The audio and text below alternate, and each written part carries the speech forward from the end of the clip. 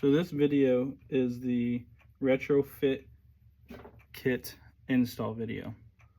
So this thermostat right here is the Gen 1 version 1, where we found the issue with overcooling, particularly in climates that are cooler.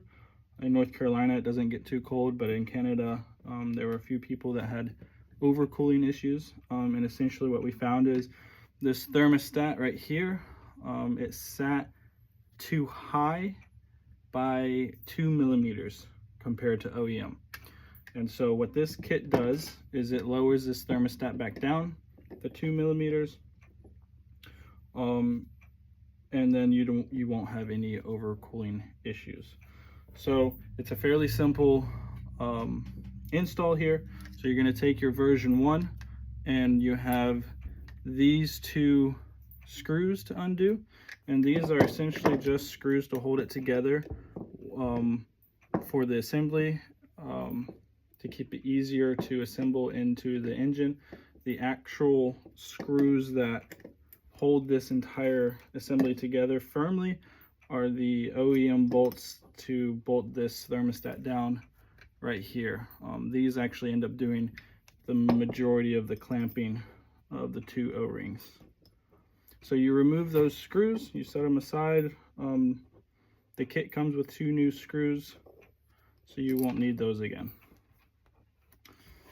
And so then you remove this plate, and you can set it aside as well.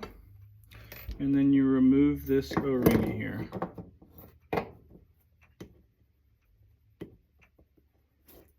And set that aside. And so now you only have the housing and the thermostat. We'll set those aside and I'll show you what comes with the new retrofit kit. So we have the retrofit plate, and as you can tell, you have this little lip here. This allows it to sit lower by 2 millimeters. If you compare it to the old one here, it doesn't have a lip at all. It comes pre-installed with an O-ring, so no need to do that. The kit comes with an extra O-ring to put into your housing, so you have fresh O-rings all around. 2 screws to screw it back together. This washer, it's a 2 millimeter washer.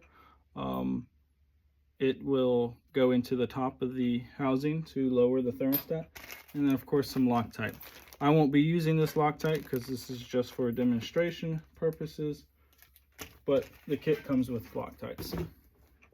And so you'll take the housing and you'll drop this washer into the housing. There you go, you can see it.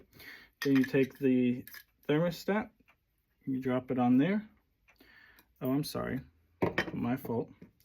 You need to install the O-ring before you do that. So fairly simple to install the O-ring. You just work its way into the groove.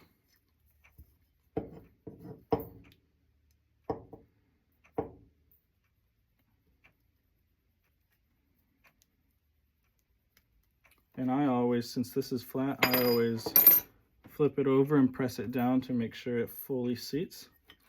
And now you can install this washer into the housing. There you go, you can see it. Now you take the thermostat and then you slip it over like so. And what you want to make sure is that the holes between this plate here and the housing line up.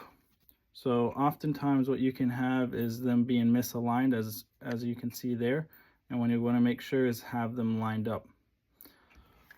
Once you line them up, I try to always go ahead and put 2 screws in there in the correct alignment.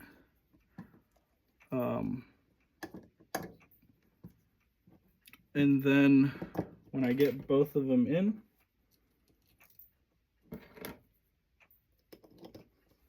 I tighten them down a little bit, just snug, nothing extreme. And then I remove one, put Loctite on it, and then thread it back in. And then I remove the other one, put Loctite on it, and thread it back in. That way you're not fighting having Loctite on the threads, trying to align the thermostat up, and trying to get the screw into the threads. It's just a little bit of an hassle this way. It does take just a little bit longer, but ultimately a little bit easier.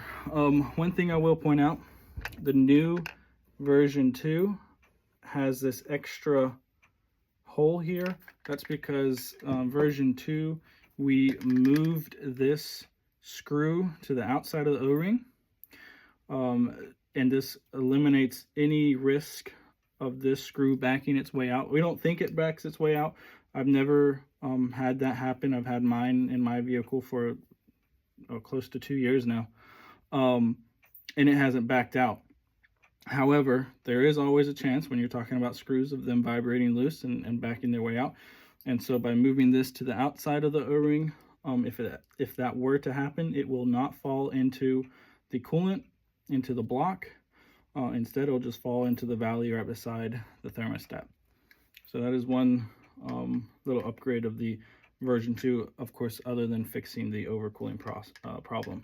But here you go. Now you have the entire